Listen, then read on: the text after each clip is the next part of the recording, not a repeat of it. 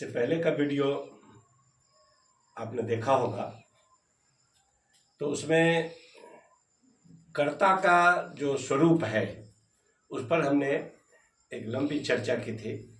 सभी कर्ता को अपने स्वरूप में मैंने आपके सामने में रखने का प्रयास किया था। अगर ठीक से आप देखे होंगे तो उसमें अंक भी मैंने डाले थे, 1 2 3 करके 9 अंक मैंने डाले थे। सभी कर्ता को तीनों पुरुष और तीनों वचनों में मिला के 9 खानों में मैंने उसको सजाया था। प्रथम पुरुष, मध्यम पुरुष, उत्तम पुरुष करके। ये ध्यान में रखने का विषय है। मैं आपको कहा था कि मैं सरलतम ढंग से आपके बीच में संस्कृत को रखने का एक प्रयास कर रहा हूँ। तो कल के वीडियो में आपने देखा होगा कि एक कर्ता का जो स्वरूप था उसमें अंक निर्धारित थे, 1 2 3 4 5 6। आज जो हमको आप देख रहे हैं, हमारे पीछे क्रिया का चार्ट लगा हुआ है, यानी वर्ब फॉर्म्स लगे हुए हैं। तो इसके बारे में थोड़ी सी जानकारी रख लें कि जितने भी संस्कृत के धातु हैं वो आपके काम के लिए 5 लकारों में बटे हुए हैं। ऐसे तो है 10 लकारों में, लेकिन माध्यमिक शिक्षा बोर्ड, बिहार बोर्ड या सीबीएसई बोर्ड ने 5 लकारों को ही आपके लिए रखा है, निर्धारित किया है। तो 5 लकारों में सभी 3 लकार है काल के हिसाब से। जैसे वर्तमान काल में लट लकार का प्रावधान है, भूतकाल होगा तो लंग लकार है, भविष्यत काल होगा तो लिट लकार है। इसके बाद एक लोट लकार है जिसमें आज्ञा, आदेश, निर्देश, सलाह, मशविरा ऐसे जो वाक्य आते हैं वो लोट लकार में आते हैं। इसके बाद एक लकार है विधिलिंग, जिसमें चाहिए के अर्थ में जब बात आती है तो विधिलिंग लकार का हम लोग प्रयोग करते हैं। तो आज हम सिर्फ लट लकार की बात करेंगे।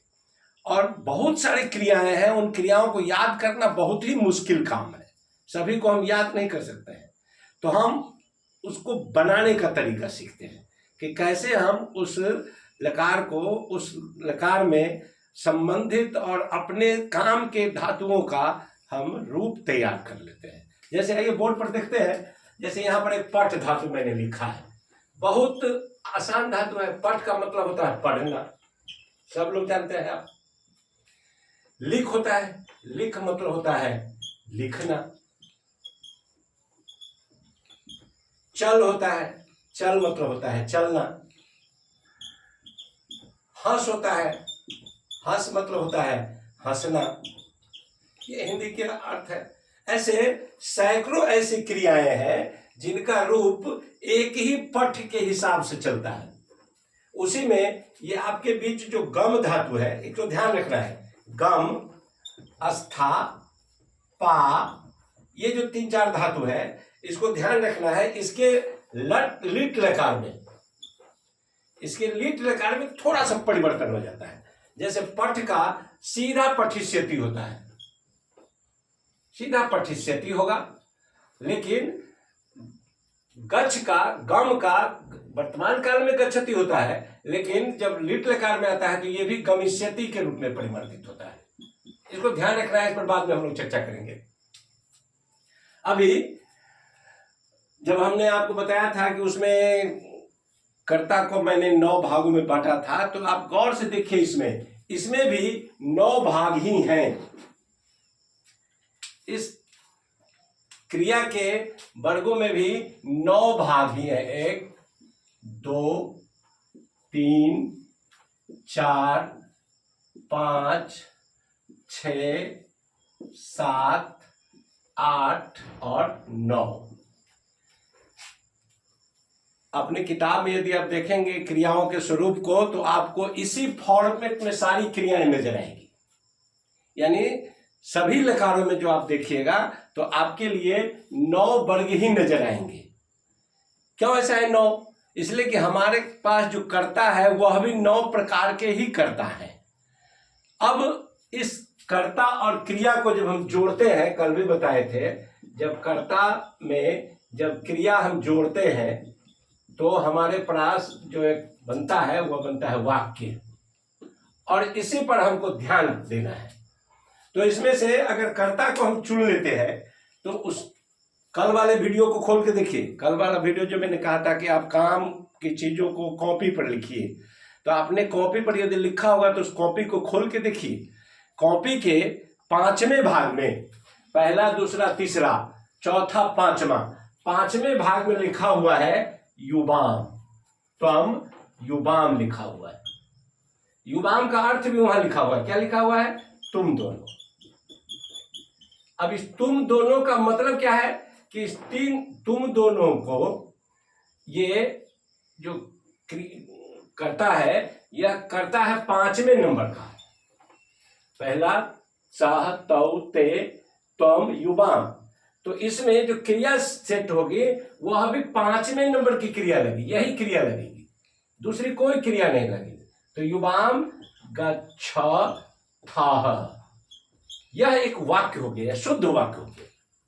तो इसके कहने का मतलब क्या है कि कर्ता जिस नंबर का हमारे पास होगा, क्रिया भी हम उसी नंबर का लगाएंगे, यह अनिवार्य है। किताब का नियम कहता है कि कर्ता जिस पुरुष के जिस वचन में होगी, क्रिया भी उसी पुरुष के उसी वचन में रहेगी। ये बातें समझने में थोड़ा समय लगता है, इसलिए मैंने उसको नंबर से जोड़ दिया है कि कर्ता यदि 1 नंबर का होगा तो क्रिया भी 1 नंबर की होगी।